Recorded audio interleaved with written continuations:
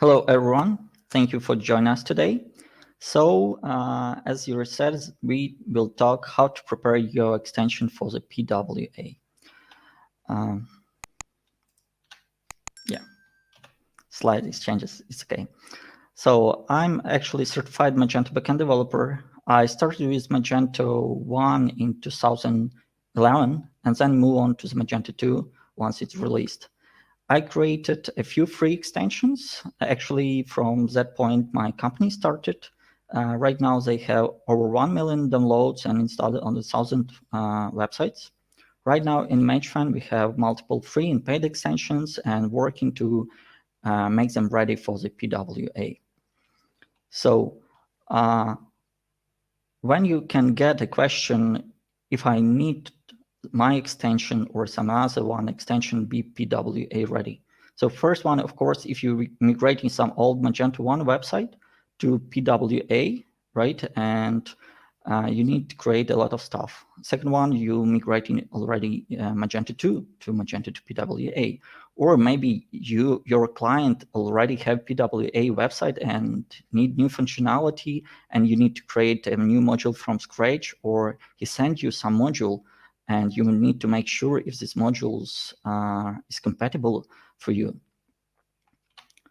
So first question, do you really need to make the extension PW ready? Because maybe not. So if you install some extensions like Magefan blog, you can find free add-on like GraphQL extensions that will provide endpoints for your store, and you can use it and nothing to do with your own. All you use GoMage Magento PWA storefront that is already compatible with multiple extensions, for example, our one. So you just use a theme and no code needed.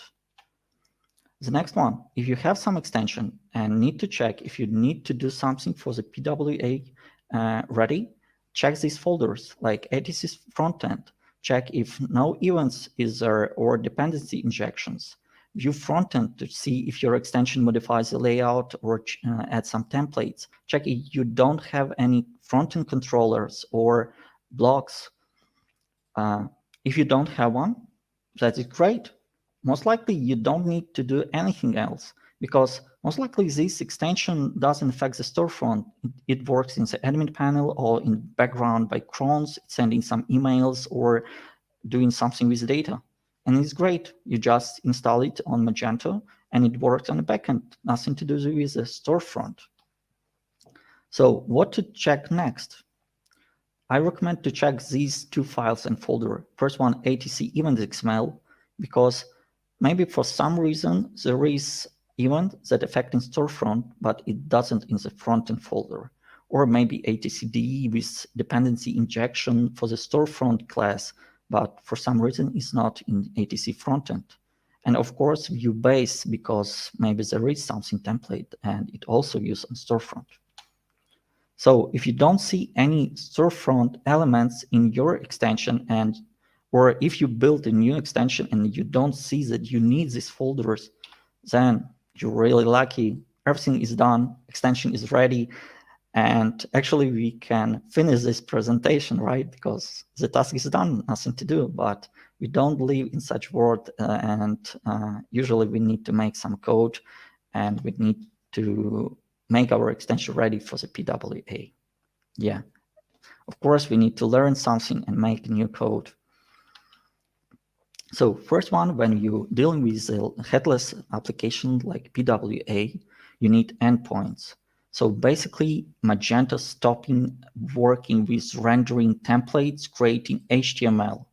All that Magento is starting to do is sending data to the browser, and then using JavaScript, you can create a template using this data. So you need endpoints that will provide you data, or you can send requests to modify the data in the database. So you can use for this REST API or GraphQL. Actually, REST API is well known and it was released together with Magento 2.0. Yeah, and starting for 2015. is already there and you can use it. GraphQL is quite new, it's already 3 years with Magento. It was developed with Facebook as internal project and then publicly released and moved to non-profit organization and also included in Magento. So it's query language that you can use to create your endpoints.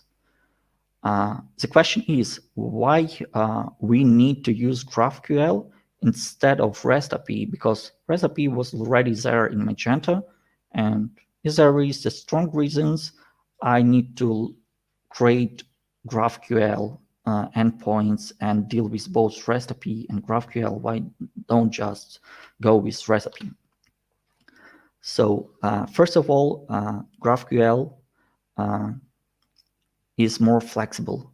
In GraphQL, when you make a request to get some data, you can define which exactly fields you want to get. For example, in our blog extension, we have as well as REST API and GraphQL endpoints.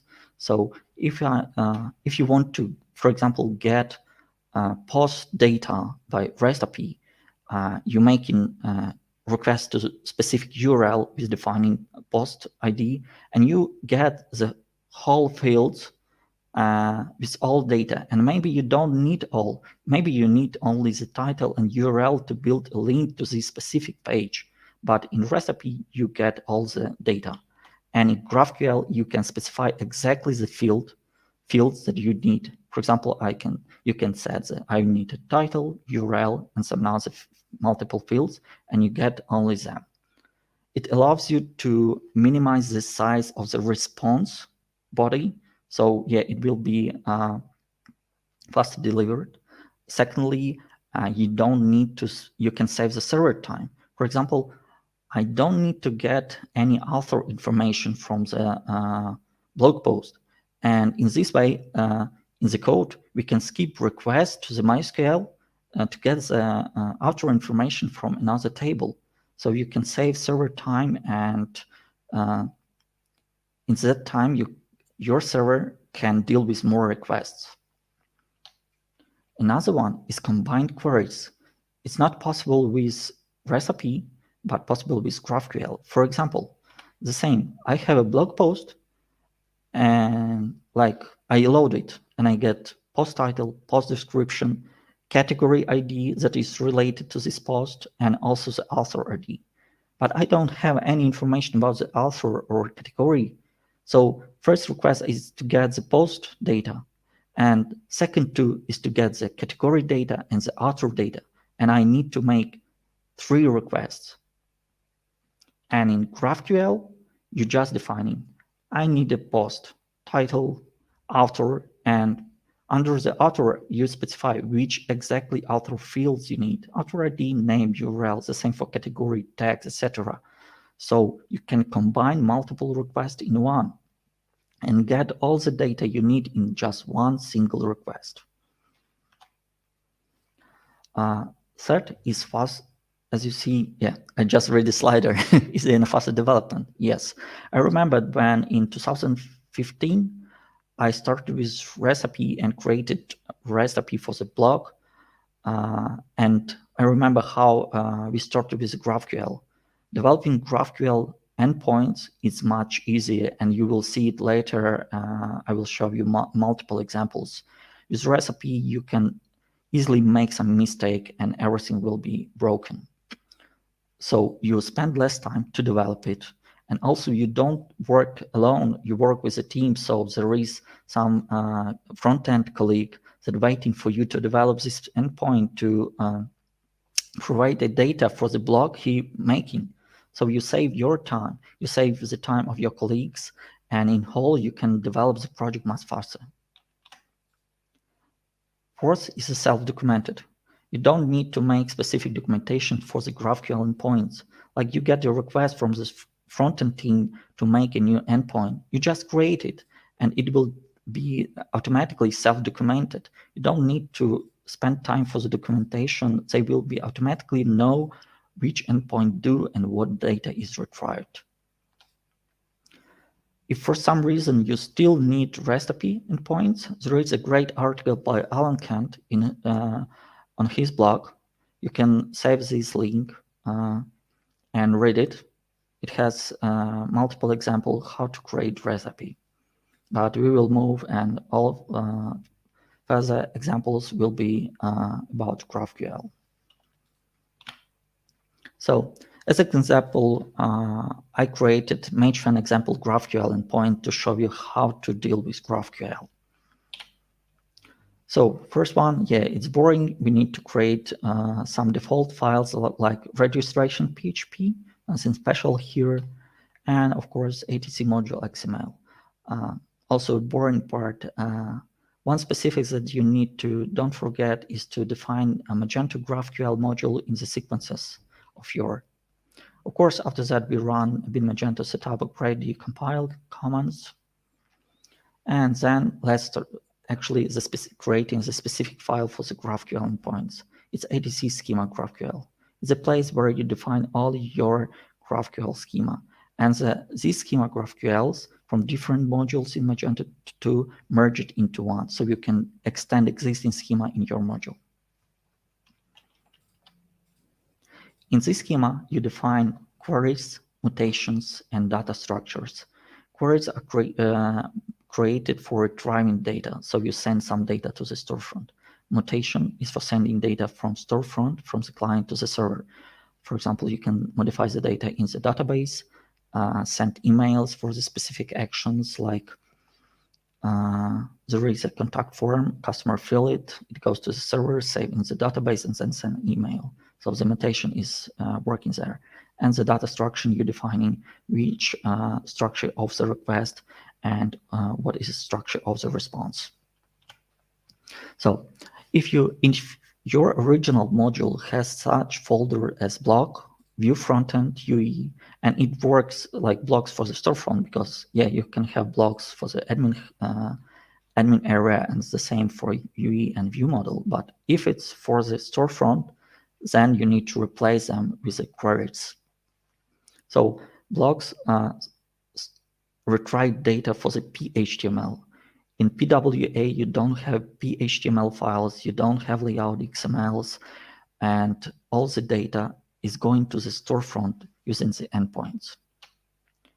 So defining the query. In ATC schema GraphQL, in the query section, you see type query. You define the name of our query, its example item, and say that the request parameter is ID, which can be string. And you see that documentation, we write which it meaning. Then we define the returning data structure. You see it below, and a PHP class that will be used to retrieve this data. It's called resolver. And here's a response data will contain item ID, subtitle, and description. So basically, we need name for our query, define returning type, define request parameters, and the PHP class that will work with this request. Okay, resolver. What about resolver? You need to implement. It should implement resolver interface. So if you're creating your extension, just copy this code and put into the beginning of your class. And also I have here a data provider. Is a second file that we will need, and we will talk a minute later. So just a new class is a resolver that was defined in the schema GraphQL. It implements resolver interface. Also in the constructor, I getting the data provider is a set file. And here what I do, I check it if the ID coming in the arguments of the request, if not throwing an error, and then using the data provider to get the data, actually data by ID. If to compare with a regular structure like controllers, we can say that the resolver is something like controller. So you make some checks if the data is valid, if customer can get this data, etc. And data provider is like model. It returns data. In data provider, you can work with resources, I mean MySQL resources or repositories. So, and next we move into the data provider. This single class, you don't need to extend it from any other and don't need to implement any interface. All you need is to have some public methods that will, as arguments, have request data, and then it will get, using the argument, get the data. In the example, I have just a static array. Here you can have connection to the database via repository or to the file system. And then I check if I have this item and return its data. Otherwise, throw an error. So to create query is very simple, just 3 files: schema, GraphQL, resolver, and data provider. As a backend developer, you do all these, but how to test? Does it work? Can I send this to the storefront team? Will they use it? The question you need to test. I recommend to test your GraphQL using Alteryx GraphQL client for the Google Chrome. And let's see how it works, and let's test. So we will test this. We will test our query.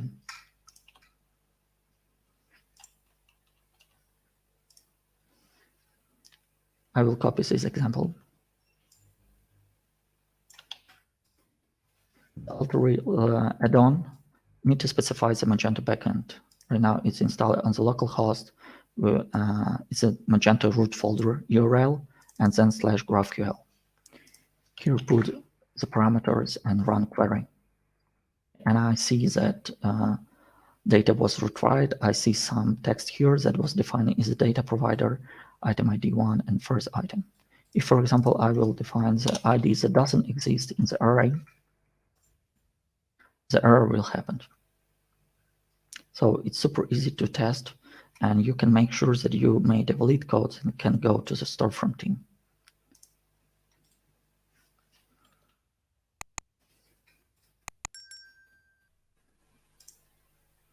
Okay, what if your query needs to return data based on the current store? For example, you have entities that have different content based on store ID, like you have multi-language website and you have some FAQ, for example, and you need to retry different content based on the current store, or maybe you need to retry content based on customer group or just for guests and all logged in customers. It's simply to do. So in the resolver file, it is possible to get extension attributes from the content. And then, for example, from the extension attributes, you can get a store and all properties of the store, like ID, name, code, etc. And you can check if it's a customer or a guest by get is customer, or get customer group. And then sending this data to the data provider, you can retry specific data. For example, if to modify the data provider and set a second parameter store ID, and then make additional checks to retry only data for the specific store. A good point is to also always check Magento code. You can find a lot of examples in the Magento code base itself. For example, there is a well-known extension Magento CMS that works for the static pages and static blocks. And also you can find Magento CMS GraphQL. And you see the same pattern: schema, GraphQL, block, resolver, and data provider.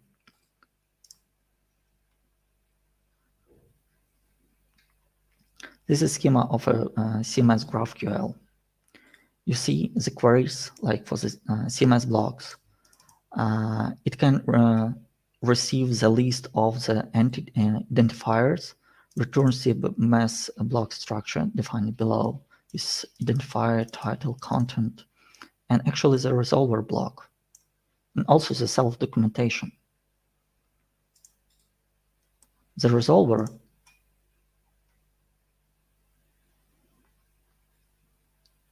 file implements the resolver interface by resolving function. They work in here with the store ID because you can have multiple identifier for different store view, and based on store view identifiers, there can be different CMS block IDs. So yeah, they use, and then they use the data provider here. They use proxy function.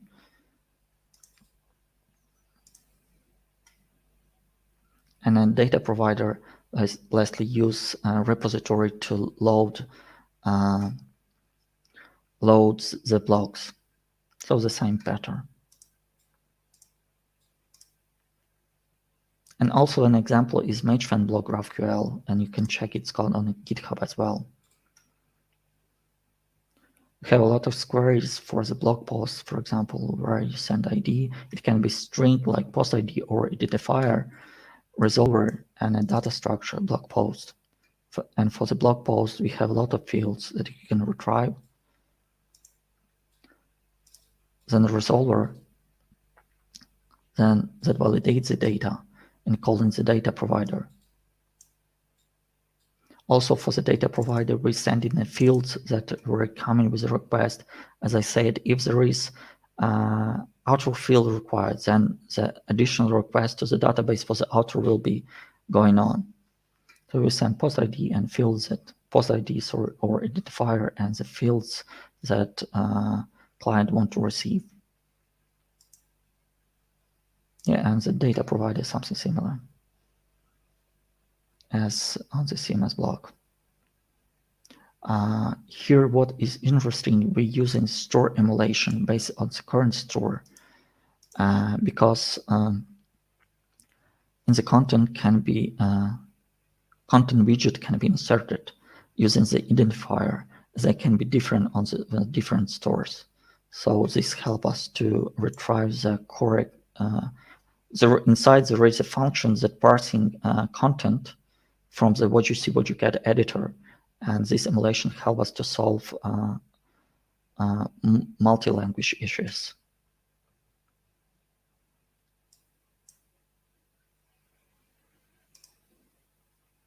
Okay, next one. What if your extension, regular Magento extension, used SEO-friendly URLs like our blog does?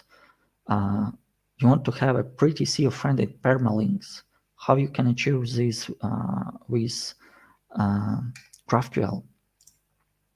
So first of all, in the schema GraphQL, you need to extend URL rewrite entity type enum and add your type. Then make a plugin for the resolver entity URL. In example is defined in its GraphQL area, and you see the class, and actually the plugin PHP plugin class. Here you make a plugin for the resolve, but you make it after plugin, and you check if the default Magento resolver doesn't find any page for this URL, then you can go in action and return your data. For example, there is just a static page, and here is checking if this URL exists and returning its data. Basically, how it works, you send the URL path, and Magento returns the page ID, page type, and some other useful information. So on the storefront, you can understand if it's category page, product page, some CMS page, another one, or like Magefan blog page.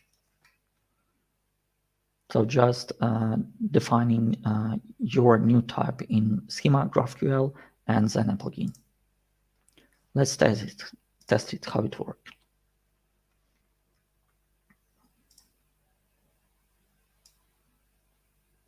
Copy this example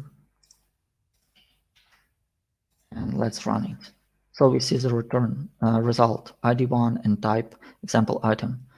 As my array doesn't return any data for this another column, it's just null. It works the same way as it worked for the catalog products. So for example, I copy this URL, this category URL, and put it here. And you will see that the same, it will say that it's category page, its ID is 3, canonical URL is this one, etc. So you extending the default endpoint for the URL types, for the URL resolver. When you send in a request to the Magento, you're allowed to extend it and tell that it's new type, it's your page, and what's the ID of that page.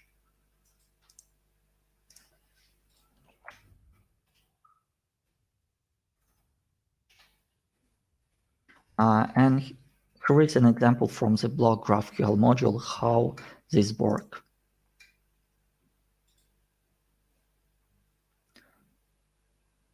We have defined a lot of entity type enums, like for blog index page, post category, text, author, comments, archive, and search. Then have defined plugin. For some reason, we didn't done this in GraphQL area. This one plugin, the same class name, and of course, different plugin class. And actually the plugin PHP class itself. After resolver, we return a result. We see if result exists, just return. It's meaning that Magento already know what the page is. If not, we use additional class URL resolver in the blog extension to find actually the page. We moved it to the separate class because it's complicated functionality, as we have very flexible permalink settings. And then it returns the type of the page and URL. Okay, let's move on to the mutation. We've finished with the queries that retrieved the data. And now about mutations. So if your module had some post controllers, like a controller where the contact form goes or another form goes, and you need to change something in the database or send in some emails on this action. For the PWA, you need to create mutations. Creating mutations is also super easy, as well as queries, and it's very similar. So in the schema GraphQL, in the type mutation, queries was in the type query, you define your mutation name. It's add, in our example, it's add example item. And what is cool about mutations, you can not just send data, you can retrieve a new data. For example, this example query is adding new item, but I also want to get the list of items, including this new one. For example, you have a list of comments and need to add new comment and automatically refresh the page with all the comment plus this new one. So I can say, hey, I submitting this request.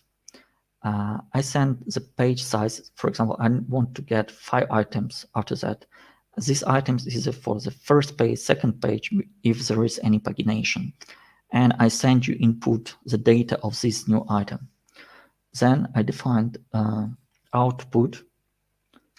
Yes, what will be retrying? It's a count of these items, current page, and item itself. And of course, the resolver. So the same, the similar class as in the queries. Is the resolver for the mutation. It implements the same resolver interface. I'm including data provider just to get the current items. And here you can see that you can make some checks, like if a customer is logged in and if not, throws the error. For example, you want to allow to do this action only for the registered customers. Then you can check if the data is valid. Then you prepare data for the saving, make a saving to the database or some another place. And here I'm preparing a new result. As I use static values in the example, so I get the first item and the new one, and returning all these. Let's test the mutation. In fact, there can be a request included repository, creating factory, setting data to the object, and using repository to save to the database. But to simplify, I use just static values in the examples.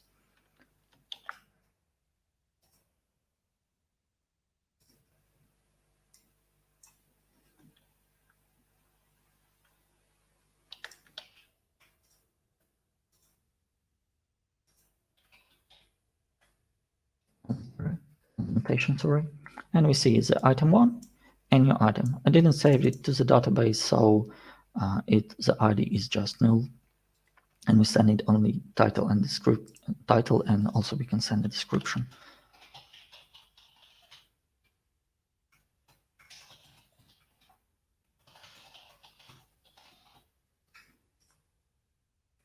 Yeah, you're receiving the data, do what you need, saving to the database, sending emails, etc.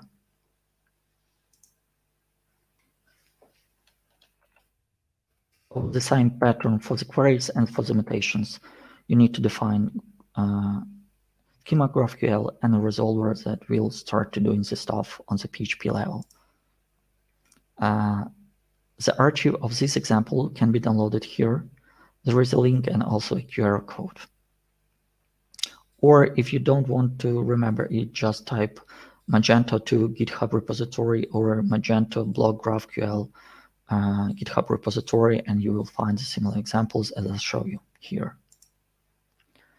Okay, what is cool I want to tell you is Magento again is a tool for auto-generating extensions. Let me show you.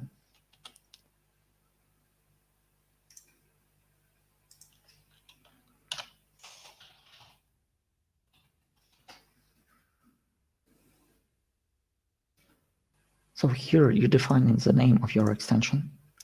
It also can help you to generate regular extension, but it also helps you with GraphQL modules.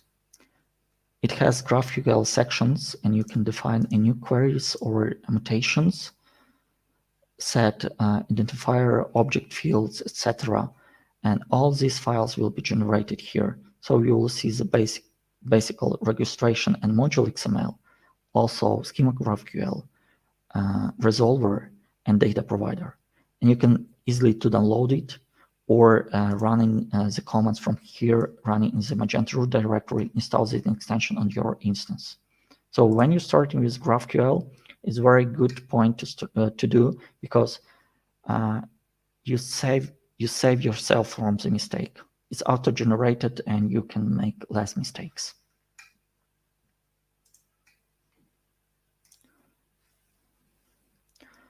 So at Magefan, originally in 2015, we've created Magento 2 blog extension that is completely free and can be downloaded through the composer or on the GitHub or our website.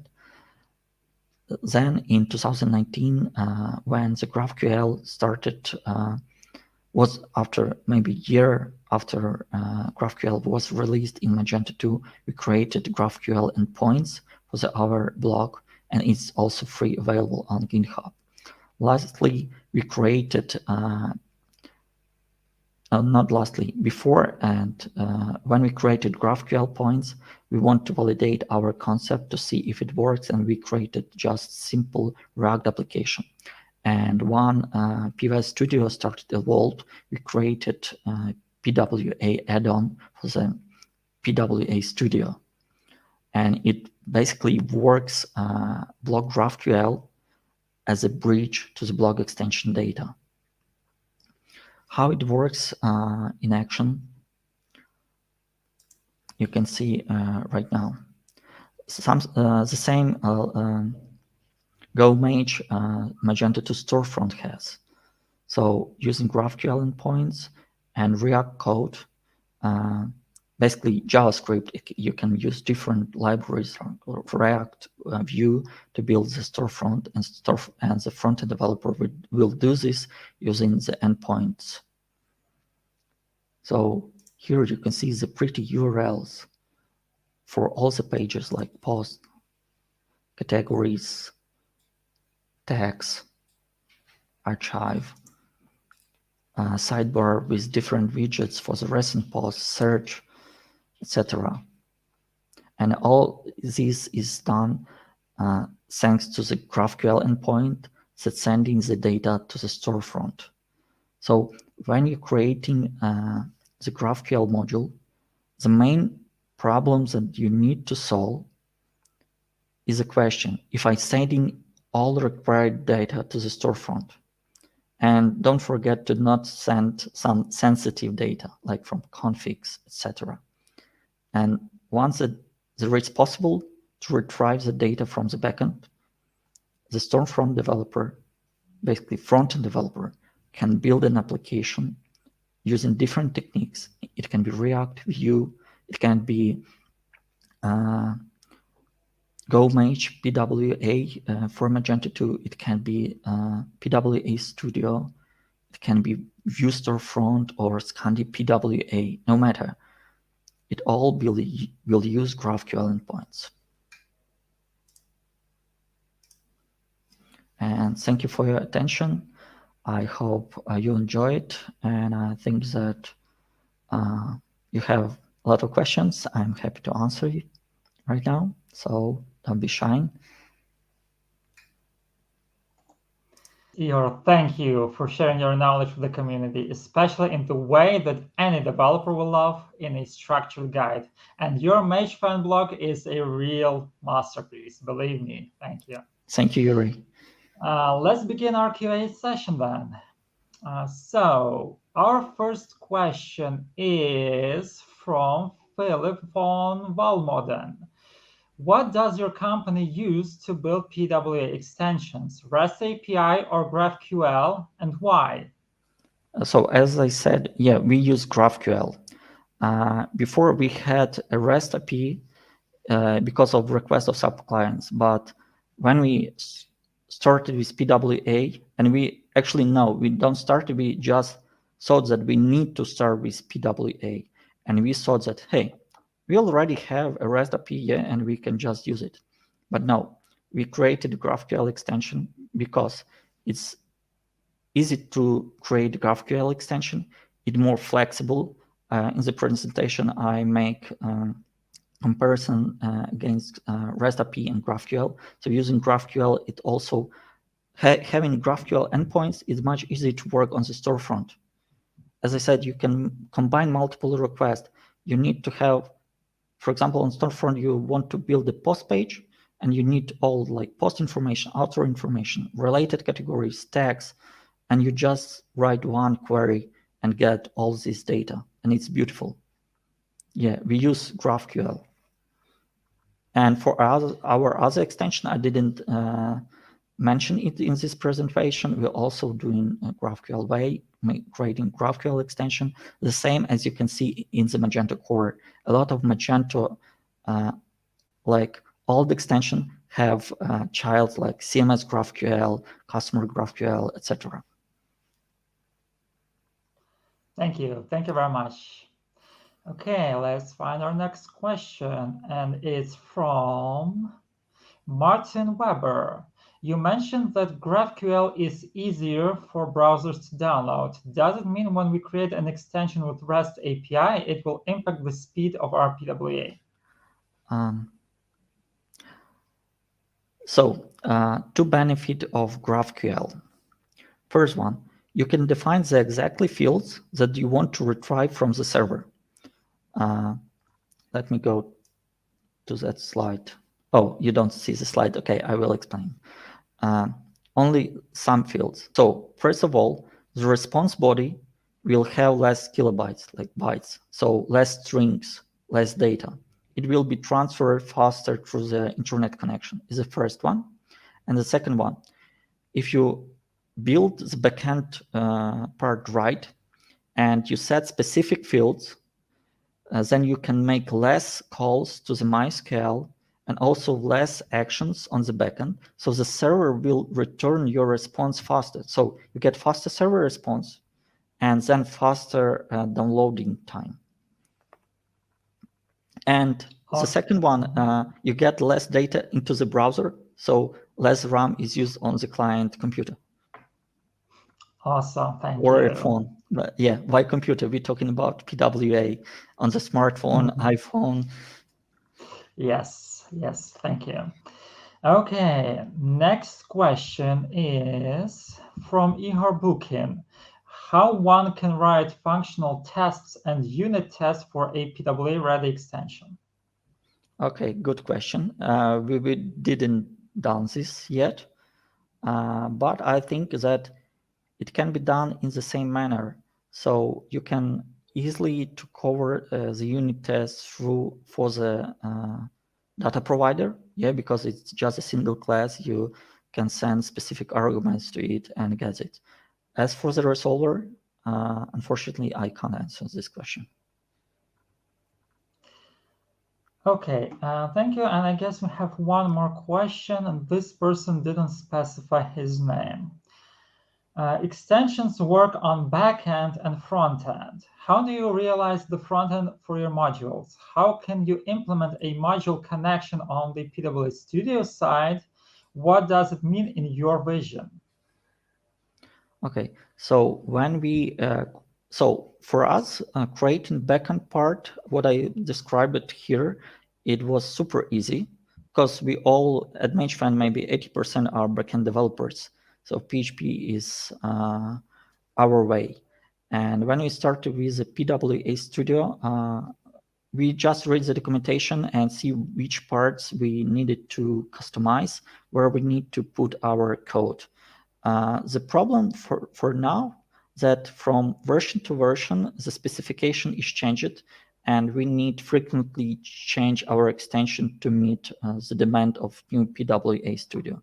So the best way is to check the PWA documentation and PWA code. Like for the permalinks, you see that how the products category CMS page works, and understand how you can extend and inject your part of code. So like in our case, the blog post categories can also work with the pretty URLs. So the best way, look what it is and do the similar. Okay, I guess this wraps our Q&A session. Ihor, thank you very much for your expertise, and I hope we will see more extensions turned into a PWA ready mode on the market.